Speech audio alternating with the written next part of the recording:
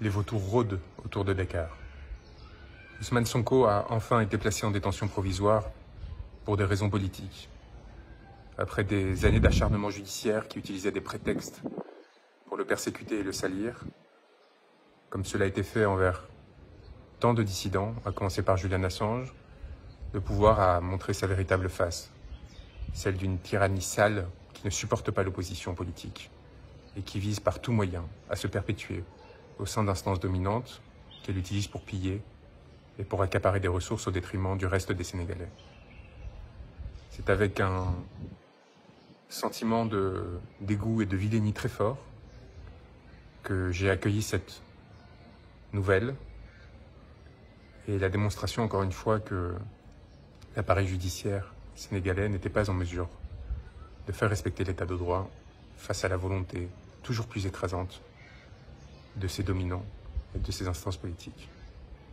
Alors je vous dis tout cela depuis Dakar, où je salue la mort d'un nouveau martyr, tombé à Pikine aujourd'hui, tombé à Pikine pour la liberté et la souveraineté de son peuple. Tué par des balles d'agents de la BIP, sur lesquels nous avons tous les éléments pour mettre en œuvre les poursuites qui ont été enclenchées tant en France qu'à la Cour pénale internationale, et je l'espère bientôt, dans le cadre d'un changement de régime démocratique, qui se poursuivront au Sénégal lorsque celui-ci retrouvera sa souveraineté. Je vous parle non pas en fugitif, déguisé en femme, mais en effet porteur d'une robe.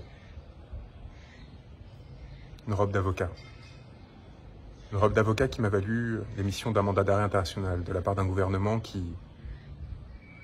n'a, semble-t-il, plus idée de ce que représente l'état de droit, qui pense que lorsque cela ne suffit pas de poursuivre des individus injustement, il peut s'attaquer à ceux qui portent sa parole, le représentent, et ensuite aux journalistes qui la relayent dans l'espace public.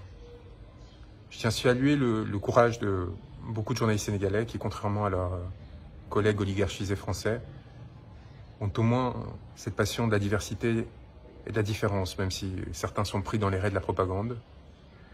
J'ai lu encore des insanités à mon sujet, comme quoi, dans Le Monde, journal qui appartient à l'oligarque que l'on sait, qui censure les articles ou les papiers lorsqu'ils me sont trop favorables, ils savent de quoi je parle, et à l'inverse, tente de salir chacune de nos initiatives et raconte des anecdotes absolument délirantes, comme quoi on serait en fuite, changeant de maison en maison au sein de Dakar, sans téléphone laissé à Paris.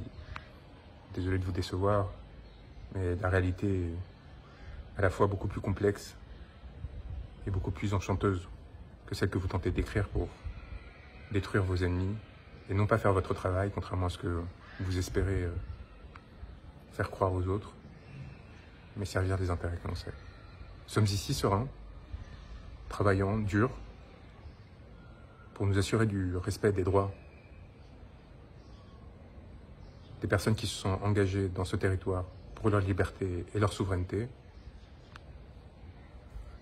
et constatant une forme d'inertie assez sidérante de la part d'une part de la communauté internationale, mais également de la France, mon pays, qui détient une base militaire à quelques mètres du lieu où je suis, et qui craint probablement de la perdre, et qui, par crainte de la perdre, est prête à s'asseoir sur tous les principes qu'elle a revendiqués ces dernières années, et qui ont fait son prestige et ses valeurs au cours de l'histoire.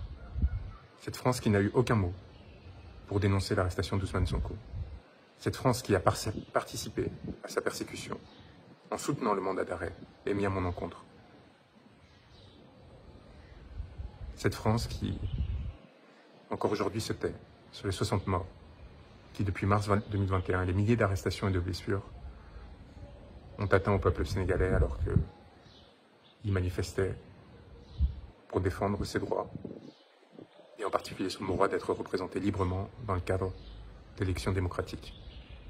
Alors c'est sûr qu'en France, on n'est pas habitué à des peuples qui luttent pour la démocratie, tout simplement parce que notre démocratie a été tellement avariée par ces jeux oligarchiques, par ces compromissions successives, par ces distorsions institutionnelles, qu'elle a perdu tout goût à la liberté et à la démocratie.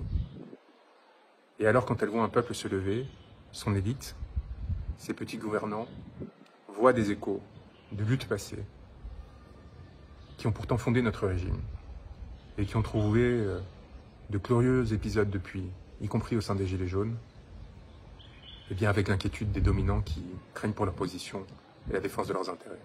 Je les connais, ces médiocres, et je les ai assez fréquentés pour savoir ce qui explique leur attentisme, leur indifférence et leur soutien larvé, puissant, à l'encontre des régimes qui tuent, qui pillent, qui violent. Est-ce que c'est pour cela qu'il faut se donner à des mains étrangères, à d'autres acteurs opportunistes qui tentent de se saisir de ces opportunités? Non. Il faut en profiter pour garder sa dignité, réclamer sa souveraineté et proposer des positions d'équilibre comme celles qu'Ousmane Sonko développait, sans asservissement à l'égard d'une puissance tierce, quelle qu'elle soit, pour et par le peuple. Pour et par le peuple. C'est maintenant le cri qui doit nous unir pour défendre, à travers ce destin et à travers celui de tous ceux qui luttent, nos aspirations à la beauté et la dignité. Courage à tous. On est à vos côtés, très proches. On l'a fait pour vous démontrer qu'on n'était pas dans l'incantatoire, que l'on était aussi capable de prendre des risques, mais aussi, jusqu'au bout, revendiquer la légitimité de nos faits, des gestes, de nos paroles, puisque c'est sur des paroles que nous avons été poursuivis. Notre droit et notre devoir impérieux de porter assistance à ceux qui nous l'ont demandé sans céder à une quelconque forme de pression. C'est ainsi que j'ai toujours exercé mon magistère, c'est ainsi que je continue à le faire auprès des frères qui luttent, de la Guadeloupe au Sénégal, et rien ni personne ne pourra nous en empêcher. Peut-être qu'ils nous arrêteront, peut-être qu'ils nous empêcheront de mener à bien le travail que l'on mène avec des acteurs de la société civile, politique, des confrères, pour essayer de comprendre les mécanismes d'oppression qui ont amené à la commission de crimes contre l'humanité. Mais il nous faut rappeler deux choses.